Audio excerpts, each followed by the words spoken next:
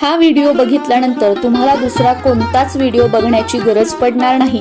एवढी सविस्तर आणि योग्य माहिती या व्हिडिओमध्ये मी तुमच्यासोबत शेअर करणार आहे। नमस्कार सर्वांना, मी प्रांजली। या व्हिडिओमध्ये मी तुमच्यासोबत रक्षाबंधनाच्या दिवशी भावाचे औक्षण कसे करायचे, भावाला औक्षण करण्याचा शुभ मुहूर्त, भद्रा काळ कोणता आहे, राहू काळ कधी आहे, या दोन वेळा सोडून आपल्याला कधी भावाला औक्षण करायचं आहे, भावाला औक्षण करण्यासाठी दिशा कोणती असावी, भावाचं तोंड कोणत्या दिशेला असावं, बहिणीचं तोंड कोणत्या दिशेला असावं, भावाचं औक्षण करण्यासाठी जे आपण औक्षणाचं ताट तयार करतो तर ते कसं तयार करावं, त्या ताटामध्ये कोणत्या वस्तू असाव्यात, प्रत्येक वस्तूचं महत्त्व आणि सर्वात महत्त्वाचं औक्षण करताना बरेच जण जिथे 99% चुकतात ते म्हणजे सुपारी आणि अंगठीने ओवाळताना। बऱ्याच जणांना हे माहित नाही की सुपारी आणि अंगठी भावाच्या चेहऱ्यासमोरून किंवा डोक्यावरून किती वेळा ओवाळायची असते, किती वेळा सुलट्या साईडने म्हणजे क्लॉकवाईज आणि किती वेळा उलट्या साईडने म्हणजे अँटी क्लॉकवाईज ती ओवाळायची असते हे माहित नसतं। त्याच्यामुळे चुकीच्या पद्धतीने आपण ओवाळतो आणि भावाला राखी बांधतो। आणि औक्षण करण्याचा सुद्धा एक क्रम आहे, सुरुवात कशी, शेवट कशावर करायच्या, अशा सगळ्या गोष्टी या व्हिडिओमध्ये मी तुमच्यासोबत शेअर करणार आहे। आणि हो, पौर्णिमा तिथी कधी सुरू होत आहे, कधी संपत आहे आणि प्रत्येक महिन्याला आपण जो पौर्णिमेचा सत्यनारायण करतो तो कशा प्रकारे करायचा आहे हेही सांगणार आहे। आणि हो, नारळी पौर्णिमेपासून घरच्या घरी सत्यनारायण कसा करावा हे प्रत्यक्ष पूजा मांडणी, पूजा विधीसह, स्तोत्र मंत्रासह जर तुम्हाला संकल्पयुक्त 21, 41, 108 सत्यनारायण करायचे असतील तर तेही कसे करायचे अशी सर्व माहिती दिलेला व्हिडिओ चॅनलवर अपलोड झालेला आहे, तर तो तुम्ही नक्कीच बघू शकता। खूप काही तामझाम नाही, साधी सोपी पूजा मांडणी आणि पूजा विधी त्यामध्ये मी तुम्हाला सांगितलेली आहे। यंदा 2026 मध्ये नारळी पौर्णिमा ही गुरुवारी 27 ऑगस्टला सकाळी 9:08 सुरू होत आहे आणि 28 ऑगस्ट रोजी शुक्रवारी सकाळी 9:47 संपत आहे। सर्वप्रथम आपण दर महिन्याला आपण जो पौर्णिमेचा सत्यनारायण करतो त्याबद्दल माहिती घेऊया। पौर्णिमेचा सत्यनारायण तुम्ही 27 तारखेला संध्याकाळी प्रदोष काळामध्ये करू शकता, पण काही कारणाने 27 तारखेला तुम्हाला सत्यनारायण करणं शक्य झालं नाही तर तुम्ही 28 तारखेला सुद्धा दिवसभरामध्ये कधीही संध्याकाळी प्रदोष काळामध्ये सुद्धा सत्यनारायण करू शकता। कारण 27 तारखेला जरी पौर्णिमा तिथी असली तरी 28 तारखेची पौर्णिमा तिथी ही सूर्याने बघितलेली आहे, त्यामुळे ती दिवसभर मान्य असणार आहे। म्हणून 28 तारखेला सुद्धा दिवसभर तुम्ही सत्यनारायण करू शकता। आणि राखी पौर्णिमा जी आहे ती सुद्धा यंदा 28 ऑगस्ट शुक्रवार रोजी आपल्याला साजरी करायची आहे। यंदा राखी बांधण्यासाठी हे 3 शुभ मुहूर्त सर्वश्रेष्ठ सांगितलेले आहेत। त्यातला पहिला सकाळचा शुभ मुहूर्त हा सकाळी 6:36 पासून ते सकाळी 9:45 पर्यंत आहे। या वेळेमध्ये तुम्ही जर तुमच्या भावाला राखी बांधली तर अतिशय उत्तम आहे। जे भाऊ ऑफिसला वगैरे जातात सकाळी लवकर तर त्यांनी या वेळेमध्ये बांधली तर अतिशय उत्तम आहे। त्यानंतरचा दुसरा अभिजित मुहूर्त हा दुपारी 12:03 पासून ते दुपारी 12:53 पर्यंत आहे। या वेळेमध्ये सुद्धा तुम्ही राखी बांधू शकता। त्यानंतरचा सायंकाळचा शुभ मुहूर्त आहे तो संध्याकाळी 7:43 पासून ते रात्री 9:30 पर्यंत आहे। या 3 सुवर्ण मुहूर्तावर तुम्ही तुमच्या भावाला राखी बांधल्यास भावाच्या आयुष्यामध्ये सुख, समृद्धी आणि ऐश्वर्य वाढेल। त्याचबरोबर राहू काळ सुद्धा आहे। राहू काळामध्ये चुकूनही भावाला राखी बांधायची नसते, कारण शास्त्रानुसार राहू काळात कोणतेही मंगल कार्य किंवा शुभ कार्य केले जात नाही।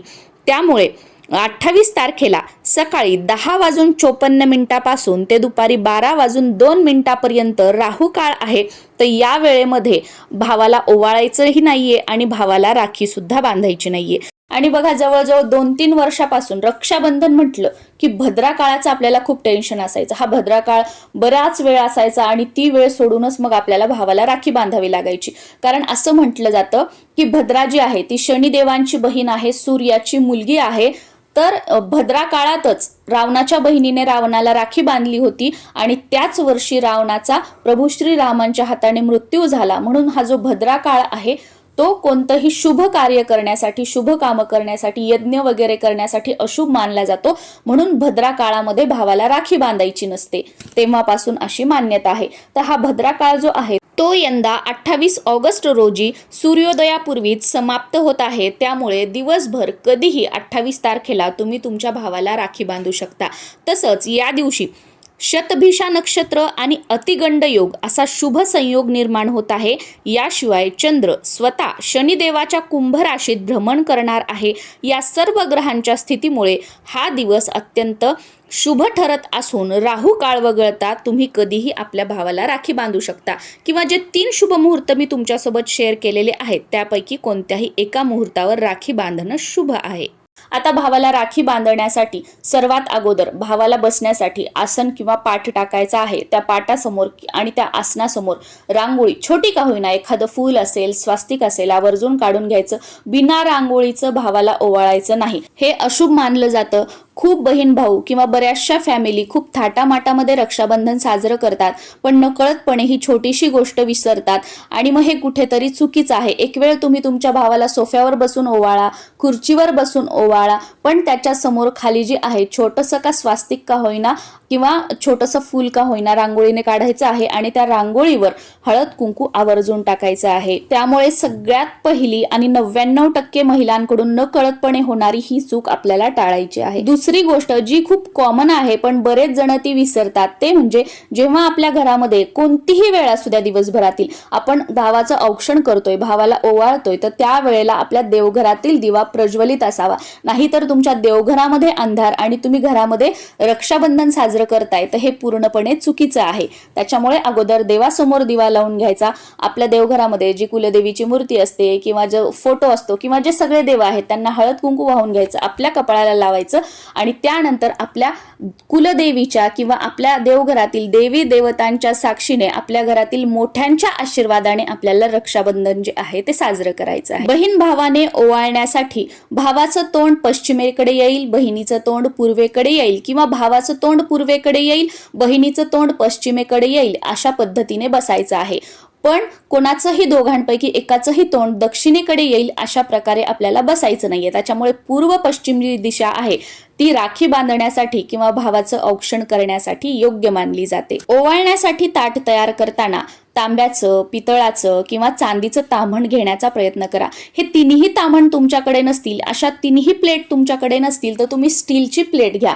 पण ओवाळण्यासाठी, औक्षणाचं ताट बनवण्यासाठी कधीही प्लास्टिकच्या ट्रेचा किंवा आजकाल बरेचसे बघा डेकोरेशनचे वगैरे ते छोटे छोटे ओवाळण्याचे ट्रे मिळतात, छोट्या छोट्या प्लेट मिळतात. वजनाला खूप हलक्या असतात, त्या कोणत्या धातूच्या आहेत काय काही माहित नाही, पण जनरली त्या प्लास्टिकच्या असतात असं मला वाटतं. म्हणून तशाही प्लेट घेण्याचं जे आहे ते टाळा.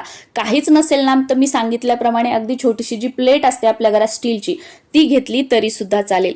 त्यामध्ये कुंकू, अक्षदा, सुपारी, कीड न लागलेली चांगली सुपारी घ्यायची आहे, अंगठी घ्यायची आहे. अंगठी नसेल तर सोन्याचा कोणताही दागिना चालेल, पण मंगळसूत्र गळ्यातलं काढून घेऊ नका. कारण मी बऱ्याच जणांकडे बघितलं आहे की गळ्यातलं मंगळसूत्र काढतात आणि ते ठेवतात, त्याच्यामध्ये काळे मणी असतात. एक वेळा तुमच्याकडे अंगठी नसेल, सोन्याची तार असेल किंवा कानातलं असेल, काहीही दुसरा सोन्याचा दागिना असेल तो घ्या, पण मंगळसूत्र जे आहे ते ओवाळण्यासाठी घेऊ नका. याच बरोबर कापूस लागणार आहे आणि साखर घ्यायची आहे किंवा साखरेऐवजी तुम्ही जी काही मिठाई तुमच्याकडे असेल, पेढा वगैरे खाऊ घालण्यासाठी, तोंड गोड करण्यासाठी ते घ्यायचं आहे. त्याचबरोबर निरांजन घ्यायचं आहे. बरेच जण काय करतात, मी असं बघितलं सुद्धा आहे की देवासमोरचा जो दिवा लावलेला असतो तेलाचा तेच औक्षणाच्या ताटामध्ये ठेवतात, तर हे पूर्णपणे चुकीचं आहे, ते नाही ठेवायचं. दुसरी एक निरांजन घ्यायची, कोणत्याही धातूची घ्या.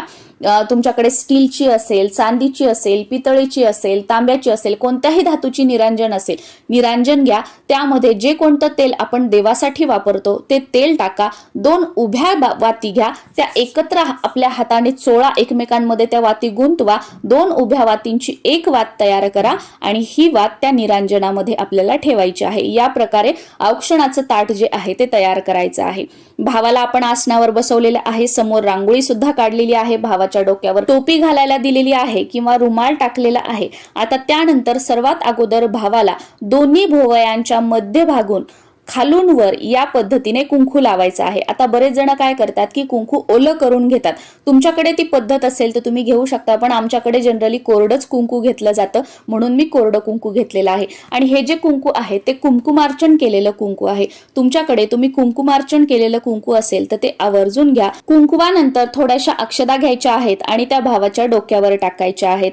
आता अक्षदा खूप साऱ्या भावाच्या केसांमध्ये त्या जमा होतील एवढा नाही, अगदी 4-5 दाणे जे असतात अक्षदांचे ते आपल्याला भावाच्या डोक्यावर टाकायचे आहेत। आणि त्यानंतर सुपारी व अंगठी घ्यायची आहे। बरेच जण सुपारी व अंगठी एकत्र आपल्या उजव्या हातामध्ये घेतात आणि त्यानंतर त्या दोन्हींनी एकदाच ओवाळतात, पण बरेच जण सुपारी आणि अंगठी वेगवेगळी घेतात आणि वेगवेगळं त्याने ओवाळतात। ह्या दोन्ही पद्धती योग्य आहेत। या दोन्ही पद्धतीनुसार तुम्ही सुपारी आणि अंगठीने भावाला ओवाळू शकता।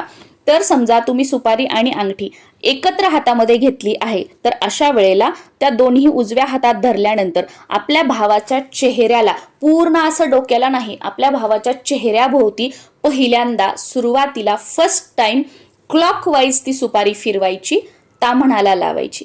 त्यानंतर दुसऱ्या वेळेला सेकंड टाइम ती सुपारी आपण ताम्हणाला लावलेली अँटी क्लॉकवाईज म्हणजे उलट्या साईडने फिरवायची आणि ताम्हणाला लावायची।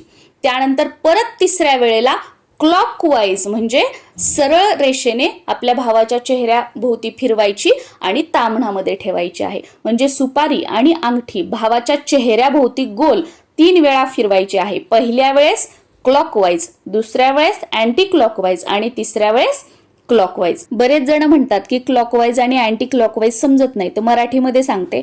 पहिल्या वेळेस जसं घड्याळ फिरतं सरळ तसं सरळ सुपारी किंवा अंगठी जी आहे ती भावाच्या डोक्याभोवती फिरवायची, दुसऱ्या वेळेस उलट्या दिशेने घड्याळाच्या उलट्या दिशेने आणि परत तिसऱ्या वेळेस घड्याळाच्या सरळ दिशेने, अशी 3 वेळा अंगठी आणि सुपारी जी आहे ती भावाभोवती त्याच्या चेहऱ्याभोवती ओवाळून घ्यायची आहे आणि त्यानंतर ती ताम्हणामध्ये ठेवायची आहे। त्यानंतर कापूस जो आहे तो भावाच्या डोक्यावर ठेवायचा आहे। त्यानंतर भावाला राखी बांधून घ्यायची आहे। त्यानंतर जे काही गोड असेल आपल्या ताम्हणामध्ये तर ते भावाला थोडंसं खाऊ घालायचं आणि त्यानंतर 5 वेळेला भावाच्या चेहऱ्याभोवती ओवाळायचं आहे। बरेच जण काय करतात की चेहरा एकीकडेच राहतो आणि खूप गोल खालून वरून ओवाळतात, तर असं ओवाळायचं नाहीये। त्या दिव्याची ज्योत जी आहे ती आपल्या भावाच्या चेहऱ्यावरून फिरावी, त्या भावाच्या चेहऱ्यावर त्या ज्योतीचा जो प्रकाश आहे तो पडावा, अशा पद्धतीने ओवाळायचं आहे।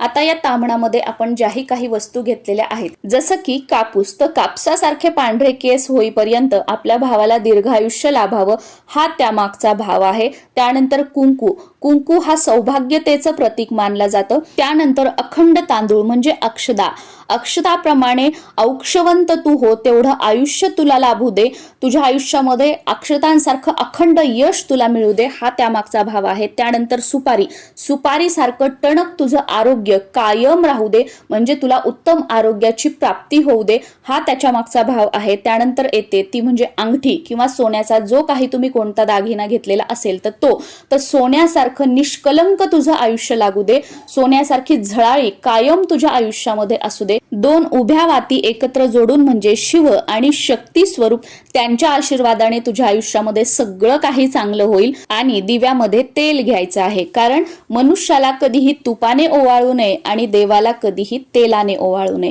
त्याच्यामुळे तेल जे आहे ते आपल्याला ओवाळण्यासाठी निरांजनामध्ये घ्यायचं आहे। आय होप औक्षणाच्या ताटाबद्दल, औक्षण कधी करायचं, कसं करायचं, राहू काळ, भद्रा काळ, पौर्णिमा तिथी कधी लागत आहे, कधी संपत आहे, पौर्णिमेचा सत्यनारायण कधी करायचा आहे, अशी सगळी माहिती या व्हिडिओमध्ये मी तुमच्यासोबत शेअर केलेली आहे। तरी अजून काही प्रश्न असतील तर नक्कीच तुम्ही खाली कॉमेंट सेक्शन मध्ये विचारू शकता, त्या प्रश्नांची उत्तरं देण्याचा मी नक्कीच प्रयत्न करेल। तुम्हा सर्वांना रक्षाबंधनाच्या खूप साऱ्या शुभेच्छा। आणि हो, रक्षाबंधन म्हटलं की हीच राखी बांधा, अशीच राखी घ्या, त्या रंगाची बांधू नका, ह्या रंगाची घ्या, असे खूप सारे व्हिडिओज किंवा अशी माहिती तुम्हाला आजूबाजूला ऐकायला मिळेल।